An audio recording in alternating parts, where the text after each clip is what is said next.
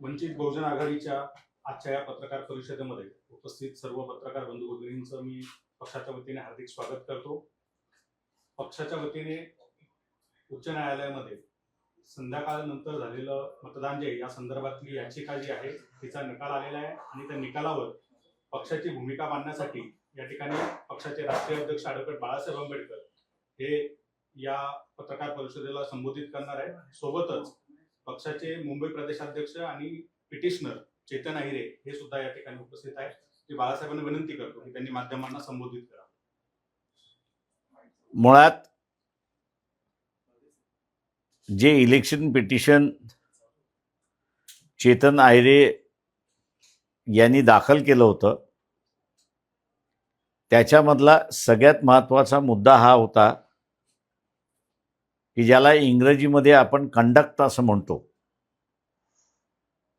त्या कंडक्टच्या संदर्भात होता आणि त्याच्याच बरोबर हे इलेक्शन फ्री आणि फेअर झालं की नाही या तपासणीच्या संदर्भात होतं, अशी असणारी परिस्थिती आहे. हे पिटिशनमध्ये आम्ही असं म्हणालो होतो की फ्री आणि फेअर इलेक्शन झालेत, कायद्याने झालेलं आहे, नियमावलीने झालेलं आहे, हे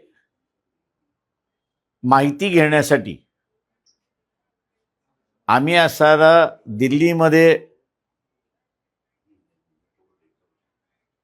व्यंकट म्हणून आहेत, त्यांना RTI टाकायला सांगितला होता.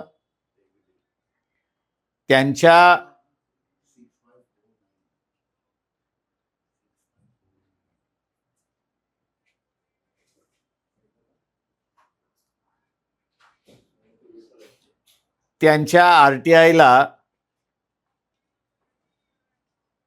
जे उत्तर आलेलं आहे ते उत्तर असं आहे की आपण मागितलेली माहिती ही उपलब्ध नाही. जी माहिती मागितली होती ती म्हणजे एकदा वेळ संपल्यानंतर मतदान करायचं असेल तर स्लिप वाटल्या जातात. इलेक्शन कमिशनच्याच प्रेस नोटवरनं 6.80 एवढं मतदान झालेलं आहे. हे एवढं मतदान जे आहे ते 76 लाख मतदान होतं. तेव्हा त्या संदर्भातल्या स्लिप्स आहेत का ते सांगा. दुसरं जे आहे, रिटर्निंग ऑफिसर आणि प्रिसाइडिंग ऑफिसर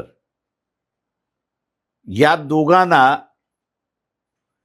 हे इलेक्शन फ्री आणि फेअर झालेलं आहे की नाही हे इलेक्शन कमिशनला तपासण्यासाठी त्यांनी नियमावली केल्यात, त्यांनी डायरेक्शन दिलेले आहेत आणि त्यांनी त्या संदर्भातला कायदाही केलेला आहे. हे सगळं बंधनकारक आहे. तेव्हा रिटर्निंग ऑफिसरनी माहिती दिलेली आहे का, प्रिसाइडिंग ऑफिसरनी माहिती दिलेली आहे का, तर त्याचं उत्तर जे आहे ते नाही असं आलेलं आहे की आमच्याकडे हा कुठलाही रेकॉर्ड उपलब्ध नाही. असं उत्तर आल्यानंतर मुंबईच्या अध्यक्षाच्या वतीने म्हणजे चेतन अहिरे यांच्या वतीने आम्ही पिटिशन दाखल केलं. पिटिशन दाखल करताना हे सगळे मुद्दे त्या ठिकाणी मांडले आणि आमची मुख्य प्रिपेअर जी आहे ती की आपण इलेक्शन कमिशनला डायरेक्ट करा की जे कायदेशीर बंधनं आहेत की ज्याच्यामध्ये Annexure 46, Annexure 44, Annexure 57 हे जे अनेक्शर्स आहेत हे अत्यंत महत्त्वाचे आहेत. की ज्याच्यामध्ये सगळी माहिती असणारं येते, ते आपण ह्यांना आम्हाला द्यायला सांगा. ही आमची मुख्य प्रेयर आहे. आणि इलेक्शन कमिशन ते जर सादर करू शकत नसेल पक्षकाराला किंवा कोर्टाला,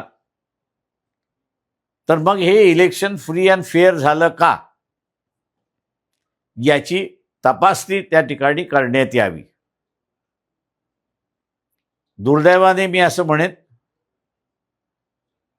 की आम्ही रिट पिटिशन जी दाखल केली, म्हणजे ती रिट पिटिशन कंडक्टवरती होती, नियमाचं पालन झालं की नाही याच्यावरती होती, संविधानिक तरतूद आहेत त्या पाळल्या गेल्या की नाही या संदर्भातली होती.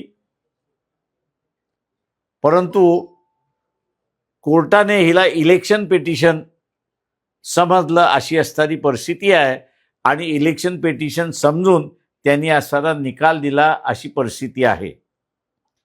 आणि म्हणून त्यांच्या निकालामध्ये जो पहिला मुद्दा त्यांनी उपस्थित केला तो म्हणजे चेतन आयरे हे विक्रोळी मतदारसंघातले मतदार आहेत, ते महाराष्ट्राचं इलेक्शन कशा रीतीने चॅलेंज करू शकतात, हा पहिला मुद्दा त्यांनी असणारा घेतला. दुसरा मुद्दा त्यांनी असं घेतलं त्या ठिकाणी की टायटलमध्ये टायपोग्राफिकल एरर होते, दाखल करण्याच्या अगोदर ते दुरुस्त झाले नाहीत, तेव्हा ह्या टायपोग्राफिकल एररला हे सिरियस नाहीत, हे इलेक्शन पिटिशन म्हणजे एक फ्रास आहे असं त्यांनी त्या ठिकाणी म्हटलेलं आहे. आणि तिसरा मुद्दा त्यांनी असणारा घेतलेला आहे तो म्हणजे की रिट पिटिशनद्वारे तुम्ही असणारं हे सगळं उपस्थित करू शकता का. आमचं ह्याला असणारं उत्तर असं होतं की 1955 पासून ते सुब्रमण्यम स्वामी वर्सेस दिनकरन या सगळ्या मॅटर्समध्ये रिट पिटिशन जे आहे हे एंटरटेन केल्या जाऊ शकतं, हा सुप्रीम कोर्टाचा असणारा निर्णय आहे. दुसरा मुद्दा आम्ही तिथे असणारा उपस्थित हा केला की चेतन आयरे हे एक पिटिशनर जरी असले तरी जे राज्य शासन आपण असणारा निर्माण केलेलं आहे इलेक्शन कंडक्ट करून,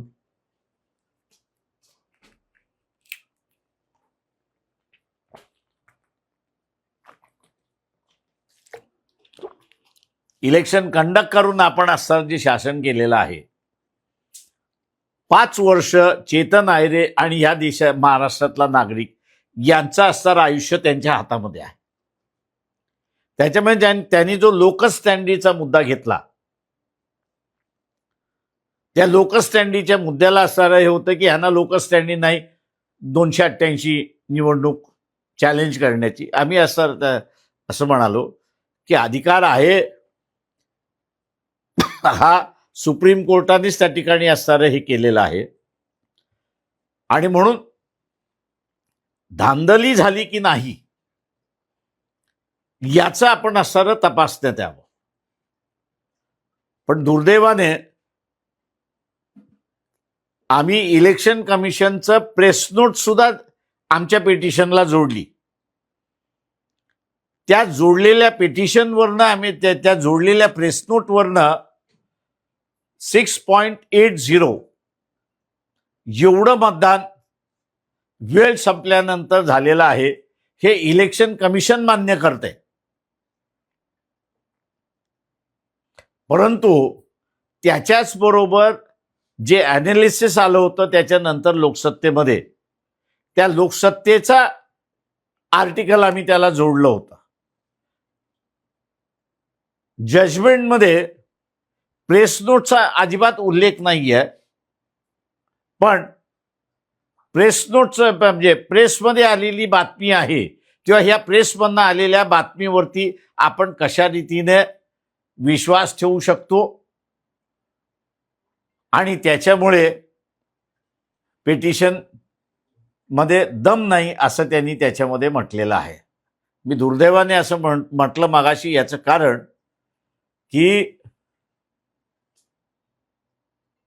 कोर्टासमोर 3 स्पेसिफिक इश्यूज आम्ही असताना रेस केले होते.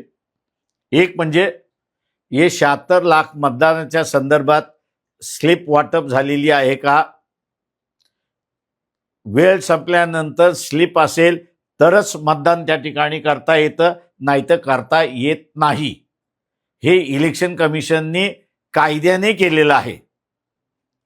दुसरा मुद्दा आम्ही असताना त्या ठिकाणी उपस्थित हा केला होता की झालेलं मतदान आणि मोजलेलं मतदान 96 ठिकाणी जुळत नाही अशा असणाऱ्या बातम्या आहेत. आरटीआय खाली आम्ही ती माहिती ज्यावेळेस विचारली त्यावेळेस ही माहिती आमच्याकडे उपलब्ध नाही असं इलेक्शन कमिशन त्या ठिकाणी म्हणतंय. तेव्हा ही माहिती सुद्धा त्यांनी आम्हाला द्यावी आणि माहिती येत नसेल तर कोर्टाने मग एक्झामिन करावं आणि त्याच्यामध्ये रिप्रेझेंटेशन ऑफ पीपल्स ऍक्ट हा जो आहे 1951 सेक्शन 66 मध्ये असं नमूद करण्यात आलेलं आहे, पार्लमेंटने नमूद करण्यात आलेलं आहे की झालेलं मतदान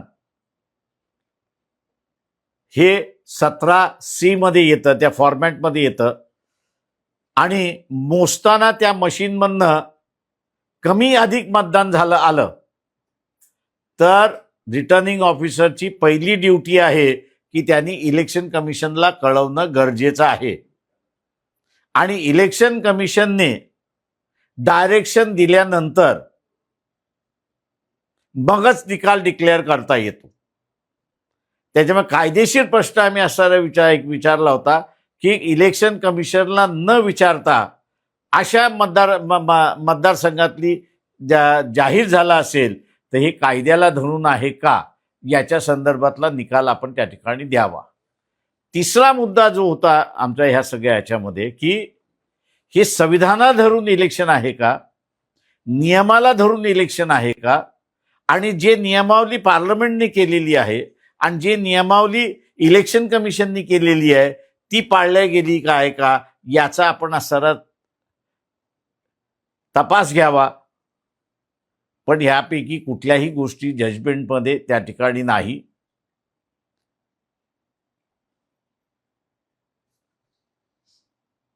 आम्ही जे असणारा जजमेंट्स दिल्या त्या लागू नाही म्हणून असणाऱ्या एकाच ह्याच्यामध्ये त्यांनी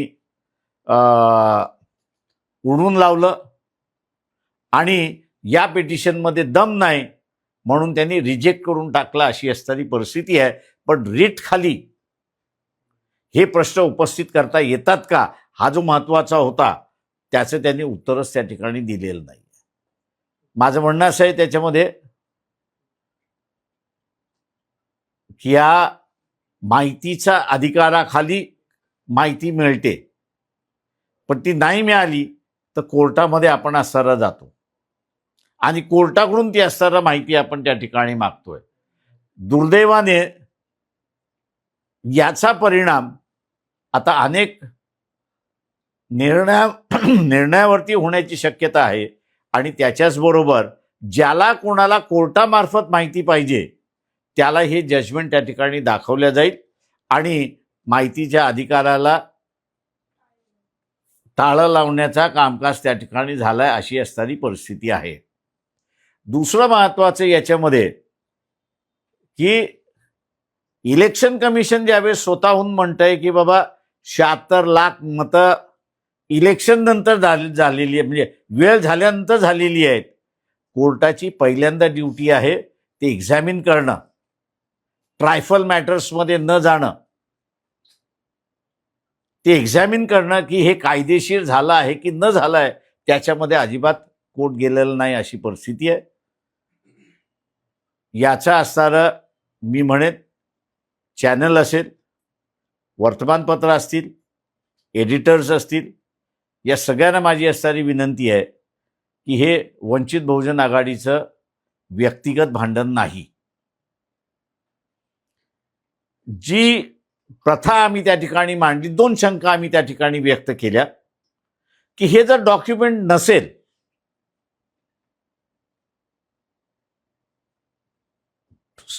वेळ संपल्यानंतर जे मतदान झालंय त्याच्या संदर्भात डॉक्युमेंट नसेल तर आम्ही 2 शंका तिथल्या असणाऱ्या व्यक्त केल्या. एक म्हणजे जे इलेक्शन कंडक्ट करत होते त्यांनीच वेळ संपल्यानंतर बटणं दाबायला सुरुवात केली नाही का? आता ही त्यांनी जी बटणं दाबायला सुरुवात केली ही त्यांनी स्वतःहून केली की इलेक्शन कमिशनच्या ऑफिसमधनं त्यांना निर्देश आले त्याच्यावरनं झालं?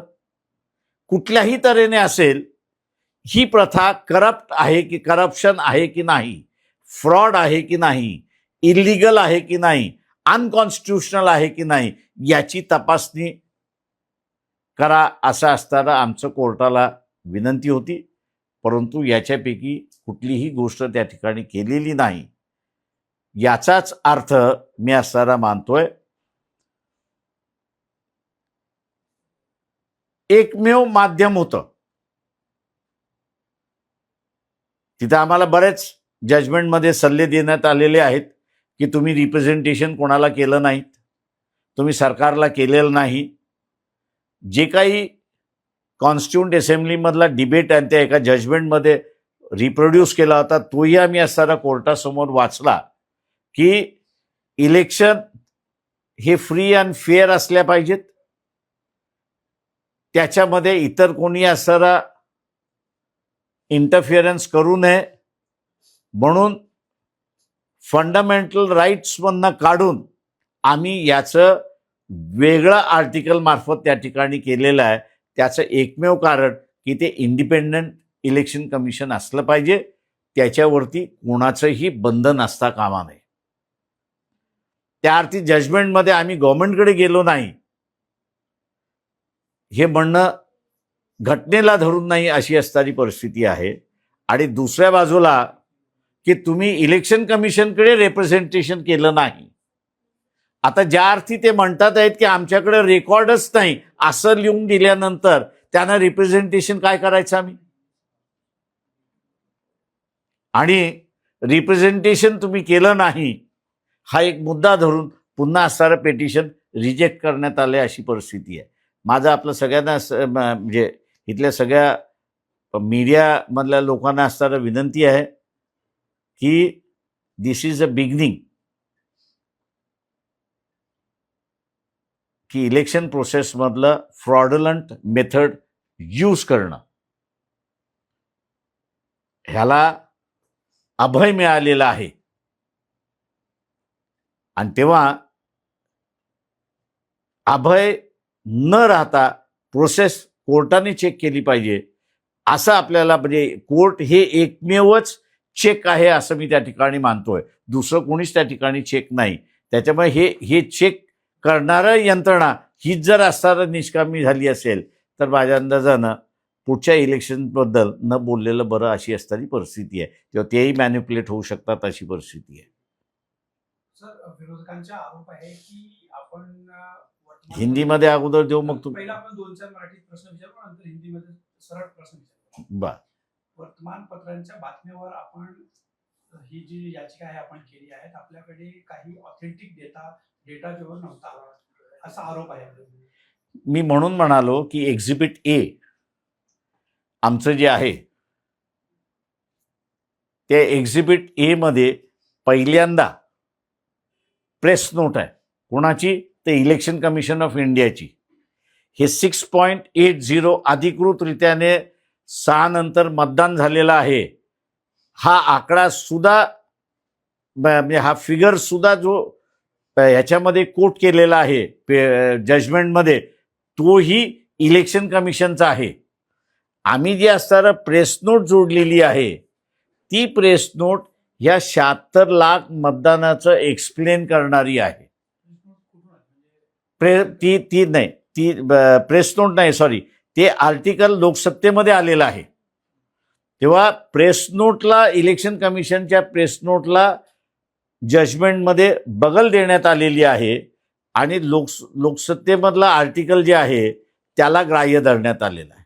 आपल्याकडे 70 लाखांचा जो आकडा आहे तो अखबारमध्ये आलेला, तो अखबारमध्ये आलेला नाही, तो इलेक्शन कमिशनच्या प्रेस नोटमध्ये आलेला आहे आणि इलेक्शन कमिशनने स्वतःहून त्याच्यामध्ये तो फिगर दिलेला आहे. न्यायालयाची टिप्पणी आहे आपल्यावर की की वेळ वाया बहुमूल्य घालवलेला वेळ आहे. तुम्ही त्यांच्या हे केला.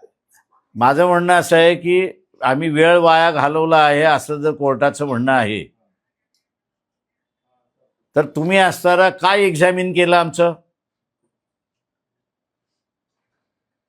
कोर्टाने आम्ही हे 3 इलेक्शन कमिशन स्वतःहून म्हणतंय की 76 लाख मतदान झालेलं आहे. इलेक्शन कमिशन स्वतःहून म्हणते की आमच्याकडे असणारा रेकॉर्ड नाही.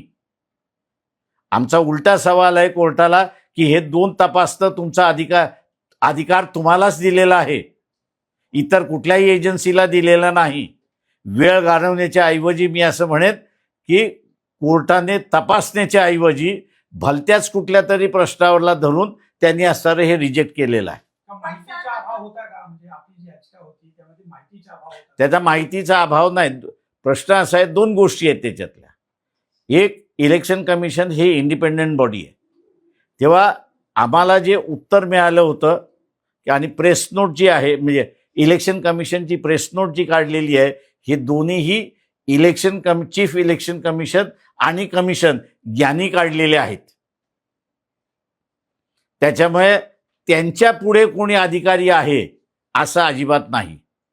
त्याच्यामुळे त्यांच्या पुढचा अधिकारी जो आहे ते हायकोर्टच आहे, दुसरं कोणीच नाही आहे. उदय वरोजीकर हे म्हणाले की तुमचा जो फॉर्मॅट होता याचिकेचा तो चुकीचा होता. असे फॉर्मॅट चुकीचा आहे की बरोबर आहे, मला वाळुंजेकरांचं मला माहिती आहे की त्यांनी काय म्हटलेलं आहे. त्यांना तिथेच उत्तर दिलं होतं की तुम्ही असणारं अपील का म्हणजे ज्याला हे म्हणतो आपण की या माहितीच्या विरोधात तुम्ही अपील का केलं. जिथे हायेस्ट ऑफिस आम्हाला सांगते की आमच्याकडे डॉक्युमेंट नाही, मग कोणाकडे अपील करायचं? ते अपील जे आहे ते हायकोर्टच आहे. आणि म्हणून मी म्हणाल की आमची मेन प्रेयर जी आहे ते direct the election commission to supply these documents. 19 sir, आता तुम्ही मतदानपेक्षामध्ये जास्त मतदान झालं मतदान यादीपेक्षा, याचा आधार काय होता? इलेक्शन कमिशनचाच रेकॉर्ड आहे. सर, आता तुम्ही पुढे काय करणार आहात? सुप्रीम कोर्टमध्ये तुम्ही अपील माझा करणार दुसरा फोन घेतो. आहात?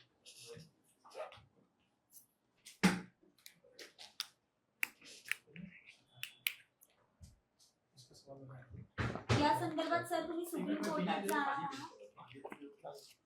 मी 1 मिनिट जरा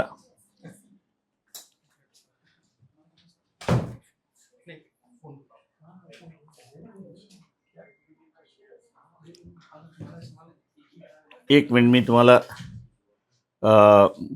त्याचं फॅक्च्युअल हे देतो, म्हणजे मग तुम्हाला हे होईल.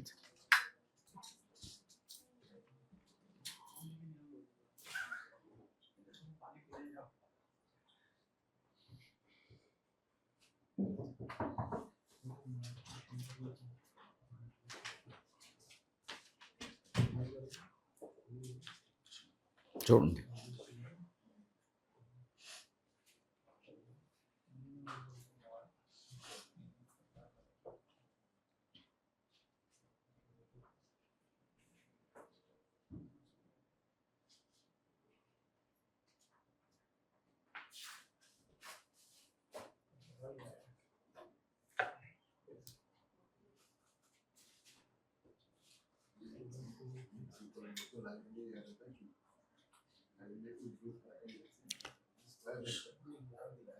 माझ्या पेटिशनचं असणारं एक्झिबिट ए तुम्ही झूम इन करू शकता. आपण कॉपी घेऊन आणतो. की ते इलेक्शन कमिशन ऑफ इंडियाचं प्रेस नोट आहे 20/11/2024 ची आणि 20/11 24व्या पेजवरती त्यांनी जिल्हावार टर्नआउट किती झालेला आहे त्याची माहिती दिलेली आहे. त्याच्यानंतर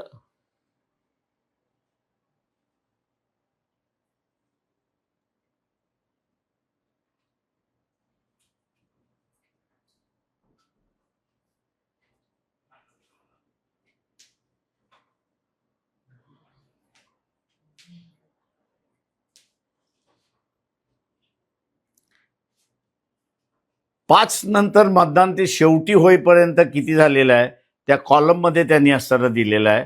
आणि त्याच्यामध्ये ते असताना म्हणतात आहेत की 6.80% मतदान हे 6 नंतर झालेलं आहे. त्याच्यामुळे इलेक्शन कमिशनचाच डॉक्युमेंट आम्ही असताना कोर्टापुढे प्रोड्यूस केलेला आहे, पण त्याच्यावरती कोर्ट रिअलाइज झालेला नाही. पण त्याच्या खाली आम्ही असताना जी प्रेस नोट आर्टिकल दिलेला आहे तेही आपण बघू शकता. त्या 27 लाख मताचा उखल असं जे आहे ते जोडलेलं आहे. त्याला असणारं कोर्टाने महत्त्व देऊन निर्णय दिलाय असं आम्ही त्या ठिकाणी मानतो.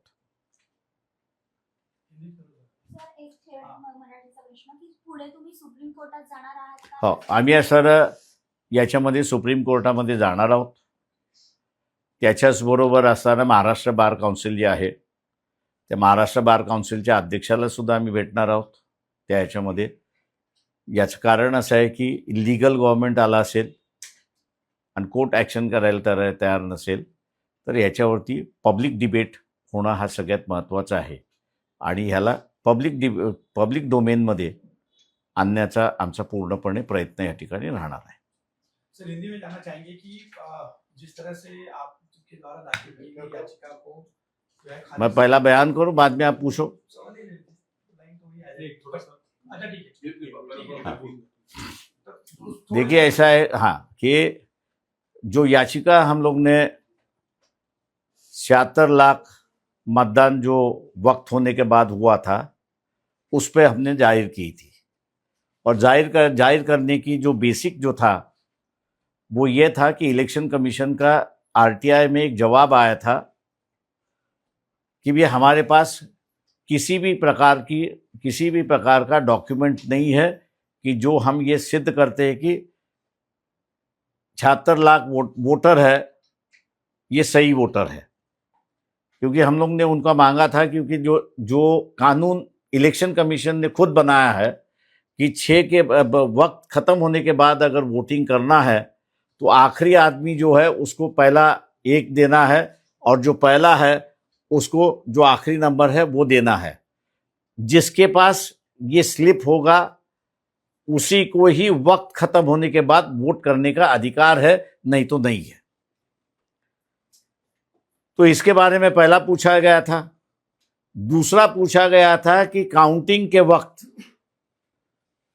कितने मतदार संघ में 17C फॉर्म है, इसका इकट्ठा नहीं है, मतलब इक्वल नहीं है. काउंटिंग में ज्यादा है या कम है, या पोलिंग जिस दिन हुआ है उसका जो फॉर्म 17C है वो दोनों मैच नहीं हो रहा है. ये कितने कॉन्स्टिट्यूंसीज है उसकी जानकारी दीजिए. ये दोनों जानकारी जो है वो इलेक्शन कमीशन कह रहा है कि हमारे पास नहीं है और हमको मिली ही नहीं है. ऐसी एक परिस्थिति है. हमारी जो याचिका है वो ये कह रही है कि भैया ये रिकॉर्ड कंपलसरी है रखना, कानून के मुताबिक कंपलसरी है.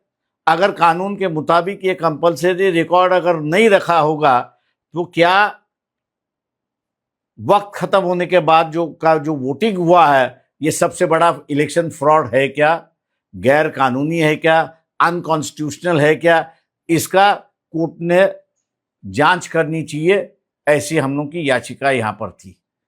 लेकिन कोर्ट ने जो है इस याचिका के मुद्दों को अपने जजमेंट में चर्चा में कहीं लाया नहीं है और जो चीजें छोटी मोटी है, गलतियां होती रहती है पिटीशन दाखिल करते समय, तो उन छोटी मोटी गलतियों को उन्होंने बड़ी गलती कहा और कहा कि नहीं, ये पिटीशन हम लोग रिजेक्ट करते हैं क्योंकि इससे कोई मतलब नहीं है, और ये कह दिया कि भैया अधिकार नहीं है। सवाल ये है कि एक व्यक्ति पिटीशन अगर डालता है तो सुप्रीम कोर्ट खुद ही कहता है कि he starts the ball rolling as far as law is concern, और उसी को ये चैलेंज कर रहे हैं कि चेतन आयरे एक ही व्यक्ति है कि जो 288 कॉन्स्टिट्यूंसीज को चैलेंज कर रहा है, वो 288 कॉन्स्टिट्यूंसीज के रिजल्ट को चैलेंज नहीं कर रहा है। पिटीशन जो हमारी चैलेंज कर रही है, क्या आपने नियम के मुताबिक इलेक्शन कंडक्ट किया है, क्योंकि फ्री एंड फेयर इलेक्शन ये basic feature of the constitution है। अगर किसी को ये देखना है तो panthers party versus union of India, supreme court का जजमेंट है कि जिन्होंने कहा है कि पार्लियामेंट्री डेमोक्रेसी और फ्री एंड फेयर इलेक्शन ये basic feature of the constitution है। अगर basic feature of the constitution free end fair election अगर कोर्ट एग्जामिन करने के लिए तैयार नहीं है, तो मैं ये समझता हूं कि आने वाले दिनों में जो लोकसभा के चुनाव होंगे, विधानसभा के चुनाव होंगे, लोकल बॉडीज के चुनाव होंगे, ये एक तरीके से कंडक्ट जो कर रहे, मतलब जो अमल कर रहे हैं, इनको एक तरीके से लाइसेंस मिला है कि आप कैसे भी बर्ताव करिए, आपने जिस तरह से बर्ताव किया है वो कोर्ट का विषय नहीं हो सकता है। इसलिए मैं कहूँगा कि ये काफ़ी बड़ा डेंजरस डिसीजन दे दिया है कि जिस पर हम लोग इसको पब्लिक डोमेन में ले आने की बात करते हैं। सुप्रीम कोर्ट में इस पर अपील तो होगी, लेकिन महाराष्ट्र बार काउंसिल के जो अध्यक्ष है उनसे भी हम लोग कहेंगे कि भैया बार ने भी इस पर टिप्पणी करनी चाहिए, चर्चा करनी चाहिए और अपनी राय देनी चाहिए, ऐसा हम लोग उनसे भी आग्रह करेंगे।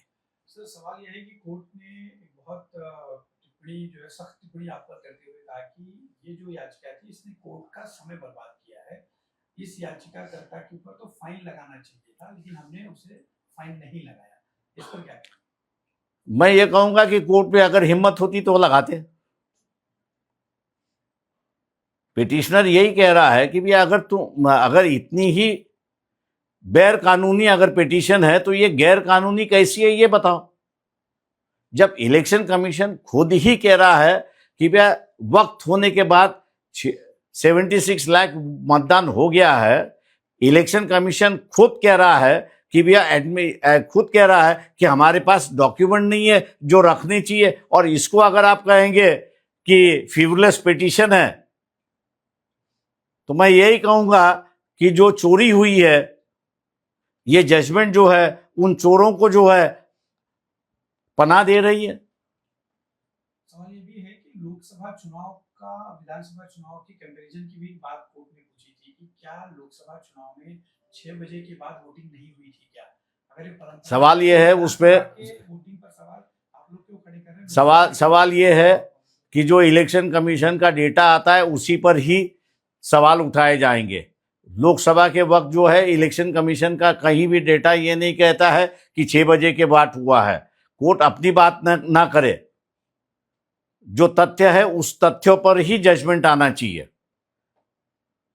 और तथ्य यह है कि इलेक्शन कमीशन खुद कबूल कर रहा है कि वक्त खत्म होने के बाद 76 लाख वोट हो चुका है। जो कतार में थे वो लोग आखिर में आए, सब कतार में आए वो लोग बराबर है, लेकिन उनको भी वोट देने का एक नियमावली इलेक्शन कमीशन ने खुद बनाई है, और ये कहा है कि जब तक उसके पास स्लिप नहीं है कि वो कतार में खड़ा है तब तक उसको वोट देने का अधिकार नहीं है। और प्रिसाइडिंग ऑफिसर और रिटर्निंग ऑफिसर पर यह जिम्मेदारी डाल दी है उन्होंने कि ये स्लिप जो है वो आपको संभालना है और इलेक्शन कमीशन को सबमिट करना है।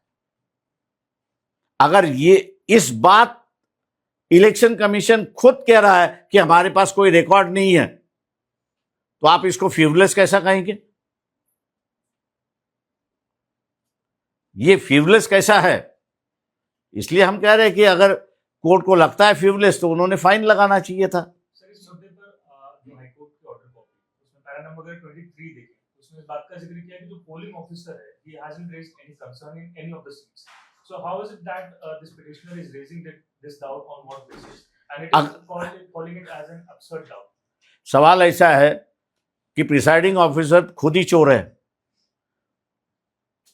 और कोर्ट ये एक्सपेक्ट कर रहा है कि जो चोर है वो कबूल करे कि मैंने चोरी की। सवाल यह है कि उसका 6 बजे के बाद का रिकॉर्ड जो कानूनी तौर से उसने रखना चाहिए और इलेक्शन कमीशन को सबमिट करना चाहिए ताकि इलेक्शन कमीशन अपने आप को सेटिस्फाई करे कि हाँ कि लाइन में लोग थे, और उस अपने आप को सेटिस्फाई करने के लिए उसने कानून बनाया कि आपको स्लिप बांटने होंगे। अगर बांटा नहीं है तो आप ये इन बातों की जिक्र जो है वो पहले पैराग्राफ में को कोर्ट ने किया है, लेकिन उस पर कोई टिप्पणी नहीं है कोर्ट की। लेकिन लोकसभा में भी तो ये हुआ होगा कि आखिर सवाल ऐसा है कि हुआ है, लोकसभा के समय objection- सवाल ऐसा है कि लोकसभा में हुआ है नहीं हुआ वो जाने। उस वक्त तो सवाल ऐसा है कि उस वक्त हुआ ही नहीं है तो कहां से सवाल आएगा? कोर्ट अपनी तौर से थोड़ी मर्जी से कुछ बात ले आएगा। जब हुआ ही नहीं है तो हुआ ही नहीं है, जब हुआ है तब आपके सामने लोग आगे हैं। विपक्ष का आरोप है कि कुछ अखबारों की जो आर्टिकल्स थे उसके आधार पर आपने ये जो है याचिका मैंने आपके सामने मैं सभी चैनल वालों को कहूंगा कि जो डॉक्यूमेंट्स मैंने अपने पिटीशन में जोड़े हुए हैं और जिस डॉक्यूमेंट का जो एक कॉपी मैंने आप लोगों को भेजी है उसमें से 24/11 मेरे ख्याल से प्रेस नोट इलेक्शन कमीशन की है, वो हमारी प्रेस नोट नहीं है, वो इलेक्शन कमीशन की प्रेस नोट है। वो है 20/11/2024 की,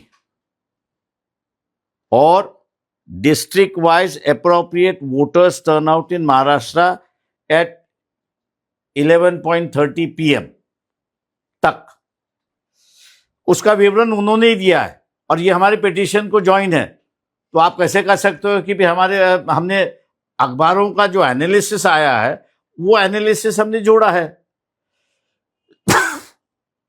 क्या कुछ कमी रह गई कोर्ट में आपकी बातें रखने में? कुछ सबूतों मैं सवाल यह है, अगर कोर्ट हमने जो मुद्दे उठाए उसको अगर एग्जामिन करता तो आप कह सकते हो कि कमी है, लेकिन जिस मुद्दों को हमने उठाया कि ये 46 लाख वोटर की स्लीपर वोटिंग स्लिप है क्या, आप इनसे पूछिए। जिन वोटों के अंदर डिफरेंसेस आया है फॉर्म 17C और काउंटिंग के वक्त, कानून ही कह रहा है कि you have to refer the matter to the election commission. आपने और इसका जवाब हमको क्या मिला है कि हमारे पास डेटा नहीं है। अगला कदम क्या होगा? हम जो है अभी मैंने जैसे कहा कि हम लोग सुप्रीम कोर्ट तो जाएंगे इस मामले में, लेकिन ये इशू हम लोग पब्लिक डोमेन में ले आएंगे, क्योंकि ये जजमेंट जो है जो अधिकारी इलेक्शन कंडक्ट करता है उसके पूरी लाइसेंस मिली है कि वो जैसे चाहे वैसे कंडक्ट करे, कानून की कोई पाबंदी उस पर लगेगी नहीं। ये जो अहम मुद्दा उसमें उभर के आया हुआ है ये मेरे ख्याल से हम लोग पब्लिक डोमेन में ले जाएंगे और सुप्रीम कोर्ट भी ले जाएंगे। सर जब इलेक्शन होता है तो सर जब तक काउंटिंग खत्म नहीं होती है तब तक सभी पार्टियों जो पोलिंग एजेंट है वहाँ मौजूद होते हैं और उनके सामने जो है काउंटिंग के बाद वोटिंग परसेंटेज हर चीज साइन करने के बाद वहाँ पे सील लगती है तो उसमें उनका साइन होता है। ये सारी जो प्रोसीजर है ये आखिरी तक होता है, उसका तो स्ट्रांग रूम में जाता है, तो उसे कैसे देखते हैं? देखिए, मैं पहले ही आप लोगों को बता दिया हूं कि इलेक्शन कमीशन के नियम और पार्लियामेंट्री एक्ट के जो नियम है, एक्ट पार्लियामेंट जो एक्ट बना है उसके दो है। एक इलेक्शन कमीशनर और कैंडिडेट इनके रिश्तेदारों की बात है, और दूसरा इलेक्शन कमीशन और जो इलेक्शन कंडक्ट करते अधिकारी है, पोलिंग प्रिसाइडिंग ऑफिसर और रिटर्निंग ऑफिसर, इनका एक कानून बना है। हमारी जो पिटीशन है वो चेतन आयरे की जो पिटीशन है, ये चेतन आयरे की पिटीशन इलेक्शन कमीशन और polling officer end presiding officer, इनका रिश्ता जो है और इनका रिश्ता जिस कानून से बंधा हुआ है उसको चैलेंज लेके है कि भैया ये अगर नहीं हुआ है तो इलेक्शन कमीशन कैसे समझ सकता है कि ये फ्री एंड फेयर इलेक्शन हुआ है, अनमैनेज्ड इलेक्शन हुआ है, मैनिपुलेटेड नहीं हुआ है इसमें। तो इसलिए दो दस्तावेज रिटर्निंग ऑफिसर और पोलिंग ऑफिसर को इलेक्शन कमीशन को सबमिट किया है, वो अगर उसने सबमिट नहीं किया है तो हमने कोर्ट से ये पूछा है कि what does it amounts to, इसका मतलब क्या निकलता है, आप बताइए। सर, कांग्रेस के इंडिया गठबंधन के लोगों ने भी इस मुद्दे को जोरदार ढंग से उठाया, लेकिन उठाने के बावजूद वो लोग कोर्ट नहीं गए। सवाल ऐसा है कि हम लोग, क्योंकि मैंने जैसे कहा कि इलेक्शन का मामला, मेथोडोलॉजी का मामला, फ्रॉड का मामला अगर आपको उठाना है तो संविधान के अंदर एक ही फोरम है और वो कोर्ट है। और किसी एजेंसी, चाहे स्टेट गवर्नमेंट हो, सेंट्रल गवर्नमेंट हो या और कोई भी हो, ये इलेक्शन कमीशन उनसे ऊपर है और उनके पाबंद में नहीं है। इसलिए इलेक्शन कमीशन को सब्जेक्टिव किया है, वो कोर्ट को ही सब्जेक्टिव किया है, और कोर्ट को सब्जेक्टिव करने की वजह से हम लोग ने जो है वो पिटीशन कोर्ट में ही दाखिल किया है। कोर्ट ऑर्डर पे एक पैराग्राफ ये भी जिक्र कर रहा है कि कैसे जो पिटीशन है कहीं न कहीं प्योरिटी ऑफ इलेक्शन प्रोसेस के ऊपर डाउट रेज कर रही है। सही है। वो एंड इन पर्टिकुलरली ईवीएम को लेकर सवाल आपने खड़े किए। मैंने वहां पर कोर्ट के सामने ईवीएम का नहीं, ईवीएम का मामला हम लोग ने खाली दर्ज किया था और मैंने ये कहा था, कोर्ट को ये बता दिया कि खुद ही पार्लियामेंट जो कानून बनाया है उसमें 56D रूल्स में 56D, अगर मेरी याददाश्त अगर सही है तो उसमें यह कहता है कि अगर ईवीएम के वोट काउंटिंग और वीएपी के मतलब पेपर ट्रेल के भी वोटिंग अगर काउंट होते हैं, अगर दोनों टैली नहीं होते हैं तो पार्लियामेंट खुद कह रहा है कि पेपर ट्रेल के जो वोट है that will be the correct vote.